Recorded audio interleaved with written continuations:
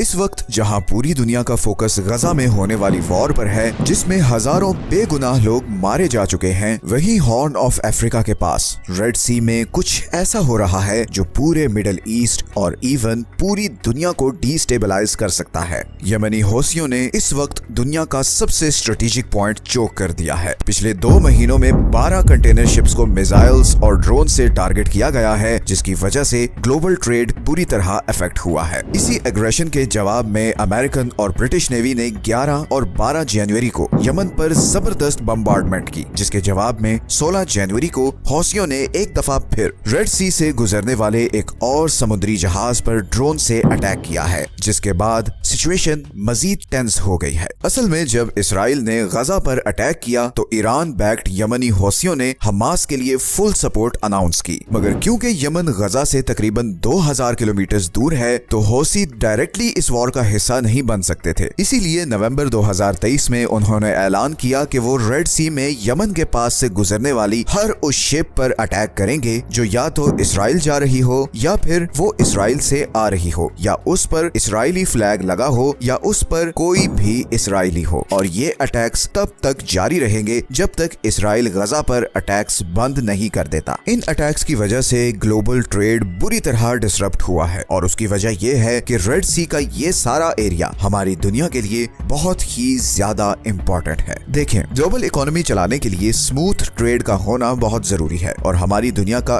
80% trade समुद्रों के जरिए होता है और इन्हीं समुद्रों में से एक ये रेड सी है जो 21वीं सदी का सबसे हॉट और डेंजरस जियोपॉलिटिकल एरिया है, क्योंकि यहाँ पे 2 चोक पॉइंट्स हैं। एक ये इजिप्ट के पास सुएज कैनाल है और दूसरा ये यमन के पास बाब अल मंदेब स्ट्रेट है। 28 किलोमीटर की ये पतली सी जगह जहाँ पर मिडिल ईस्ट और एशिया से आने वाले समुद्री जहाज इंडियन ओशन को क्रॉस करते हुए रेड सी में एंटर होते हैं और फिर सुएज कैनाल को क्रॉस करके मेडिटेरेनियन सी में निकल जाते हैं और वहाँ से फिर वो यूरोप और अमेरिका तक पहुँचते हैं। तो बेसिकली एशिया और मिडिल ईस्ट को यूरोप से कनेक्ट करने का ये सबसे शॉर्टेस्ट रूट है। पूरी दुनिया की 10% ऑयल और 6% नेचुरल गैस की सप्लाई इसी 28 किलोमीटर के चोक पॉइंट से गुजरती है और ये सारी गैस और ऑयल इधर पर्शियन गल्फ कंट्री से स्ट्रेट ऑफ हॉर्मुज क्रॉस करके आती है। 2022 के स्टैटिस्टिक्स के मुताबिक पूरे यूरोप की 20% ऑयल इंपोर्ट और 24% गैस इंपोर्ट इसी बाब अल मंदेब स्ट्रेट से गुजरती है। और सिर्फ ऑयल और गैस ही नहीं बल्कि एशिया और यूरोप का सारा ट्रेड भी इसी रास्ते से कनेक्टेड है। चाइना की 30% मैन्युफैक्चरिंग एक्सपोर्ट्स इसी बाब अल मंदेब स्ट्रेट से होते हुए यूरोप और नॉर्थ अमेरिका को जाती है। तो अगर ये रूट किसी भी वजह से ब्लॉक हो जाए तो ग्लोबल इकोनॉमी कोलैप्स कर सकती है, क्योंकि इसका ऑल्टरनेट सिर्फ एक और रूट है और वो है पूरे अफ्रीकन कॉन्टिनेंट को क्रॉस करके। सुएज कैनाल के बनाने से पहले कंटेनर शिप्स यही रूट यूज करती थी, मगर ये रूट सुएज कैनाल वाले रूट से 7400 किलोमीटर लंबा है, जिसकी वजह से एक्स्ट्रा फ्यूल कॉस्ट आती है और इसीलिए यमनी हौसियों के अटैक के बाद इन शिपिंग कंपनीज को मिलियंस ऑफ डॉलर्स का नुकसान हो रहा है। अभी तक हौसियों ने यहाँ पर मिसाइल्स और ड्रोन से एटलीस्ट 13 कमर्शियल शिप्स को टारगेट किया है, जिसकी वजह से दुनिया की 5 बड़ी कंटेनर शिपिंग कंपनीज ने रेड सी के थ्रू अपने ऑपरेशंस बंद कर दिए हैं। इनमें डेनमार्क की मर्स्क लाइन, फ्रांस की CMA CGM, जर्मनी की हैपग, लॉयड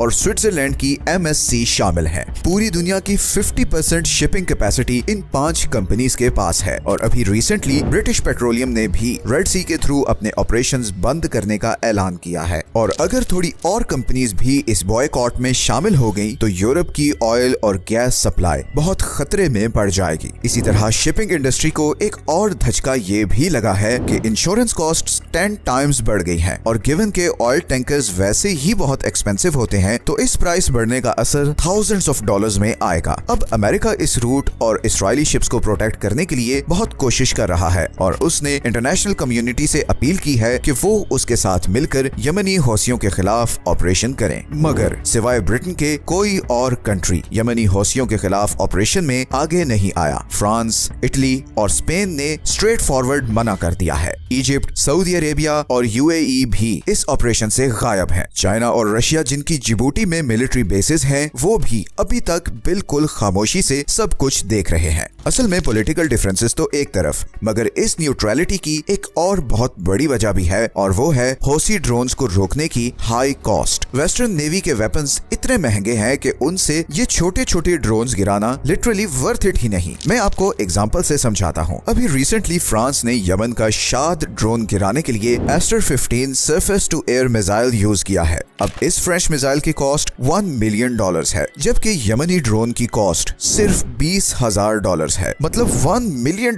का मिसाइल मार के $20,000 का ड्रोन तबाह करना किसी भी तरह से जस्टिफाइड नहीं। लेकिन दूसरी तरफ अगर ये शिप्स तबाह होती हैं तो वो भी मिलियंस ऑफ डॉलर्स का नुकसान है। तो हौसियों के लिए विन विन सिचुएशन है। इसी तरह हौसीज के पास दो और भी बहुत जबरदस्त हथियार हैं। एक तो 1400 किलोमीटर की रेंज वाले बैलिस्टिक मिसाइल्स जो जमीन में इस रेंज के अंदर हर चीज को टारगेट कर सकते हैं, और दूसरा 40 से 800 किलोमीटर की रेंज वाले एंटी शिप क्रूज मिसाइल्स जो किसी भी शिप को बहुत ही एक्यूरेटली निशाना बना सकते हैं। And on top of this western हथियारों के मुकाबलों में ये बैलिस्टिक मिसाइल्स बहुत सस्ते हैं, इसीलिए ये बहुत ही कॉम्प्लिकेटेड कॉन्फ्लिक्ट बन गया है और बहुत से कंट्रीज अभी इसका पार्ट नहीं बनना चाह रहे। इस ब्लॉकेड का इजिप्ट पर भी बहुत नेगेटिव असर पड़ेगा, क्योंकि वो सुएज कैनाल से गुजरने वाली शिप्स से $10 बिलियन एनुअली कमाता है। इसीलिए जब कंटेनर्स अफ्रीका के रूट से जाएंगे तो इजिप्शियन इकोनॉमी को अच्छी खासी हिट पड़ेगी। सऊदी अरब अभी तक इस मामले पर खामोश है। हालांकि 2015 से सऊदी अरब यमनी हौसियों के खिलाफ लड़ रहा है, मगर अब रिसेंटली सऊदी अरब ने यमन के अगेंस्ट अपनी अप्रोच बदली है। सऊदी अरब ने रिसेंटली यमनी लीडरशिप के साथ पीस ट्रीटीज भी साइन की हैं। कुछ एनालिस्ट्स के मुताबिक सऊदी अरब को यूएसए पर काफी गुस्सा भी है, क्योंकि जब यमनी ड्रोन सऊदी अरब की ऑयल पाइपलाइंस पर अटैक करते थे तो अमेरिका का कोई खास प्रोएक्टिव रिस्पांस नहीं होता था। इसीलिए अब सऊदी अरब सिर्फ एक स्पेक्टेटर बनकर सारी सिचुएशन को देख रहा है। लेकिन दूसरी तरफ यूएई अमेरिका पर बहुत दबाव डाल रहा है कि वो हौसीज पर फुल स्केल अटैक करे, बिकॉज यूएई यमन में एंटी हौसी ग्रुप को सपोर्ट करता है और पिछले कुछ सालों से यूएई यमन में बहुत ज्यादा इंटरेस्ट ले रहा है, और उसकी वजह यमन में डिस्कवर होने वाले बहुत बड़े ऑयल रिजर्व्स हैं। कुछ रिपोर्ट्स के मुताबिक यमन में वेनेजुएला के बाद दुनिया के दूसरे सबसे बड़े अनटैप्ड ऑयल के रिजर्व्स हैं, और बहुत से अरब कंट्रीज नहीं चाहते कि उन रिजर्व्स का कंट्रोल हौसियों के हाथ में हो। यमनी इकोनॉमिस्ट हसन अली के मुताबिक सऊदी अरब ने यूएसए के साथ एक सीक्रेट एग्रीमेंट कर रखा है, जिसकी वजह से पिछले 30 सालों से यमन को इन ऑयल रिजर्व्स को यूटिलाइज करने से रोक कर रखा गया है। इंटरनेशनल ड्रिलिंग कंपनीज की रिसर्च के मुताबिक यमन के पास पूरे पर्शियन गल्फ से ज्यादा ऑयल के रिजर्व्स हैं। इसी तरह जनवरी 2013 में स्काई न्यूज ने रिपोर्ट किया कि यमन के पास पूरी दुनिया के 34% ऑयल के रिजर्व्स हैं, और ये सब अल जौफ प्रोविंस में है। अगर इन रिजर्व्स को यूटिलाइज किया जाए तो सऊदी अरब की ऑयल एक्सपोर्ट को बहुत बड़ा डेंट पड़ सकता है, और इसीलिए यमनी ये महसूस करते हैं कि सऊदी अरब यमन की करंट सिचुएशन में सबसे बड़ा कसूरवार है, क्योंकि उसने अपने फायदे के लिए यमन में सिविल वॉर को प्रमोट किया। लेकिन यमनियों में अब बहुत अवेयरनेस आ चुकी है। पूरी दुनिया ने उन्हें बहुत साल इग्नोर किया है, मगर अब वो मामलात को अपने हाथ में ले रहे हैं। सिर्फ चंद दिनों में बहुत सी वर्ल्ड पावर्स के हाथ पांव फूल चुके हैं, और अभी तो हौसियों ने ये भी थ्रेट किया है कि अगर इसराइल ने गजा वॉर बंद नहीं की तो वो रेड सी से गुजरने वाली सारी इंटरनेट केबल्स उड़ा देंगे, जिसके बाद एशिया और मिडिल ईस्ट की इंटरनेट कनेक्टिविटी खत्म हो जाएगी। इसीलिए मैंने वीडियो के शुरू में कहा था कि यमन दुनिया के इतने इंपॉर्टेंट पॉइंट पर है कि यहाँ होने वाली एक्टिविटीज पूरे मिडिल ईस्ट और इवन पूरी दुनिया को डिस्टेबलाइज कर सकती हैं। 2024 बहुत सी चेंजेस लाने वाला है। अभी ईरान और पाकिस्तान के बीच भी जो तनाव क्रिएट हुआ है,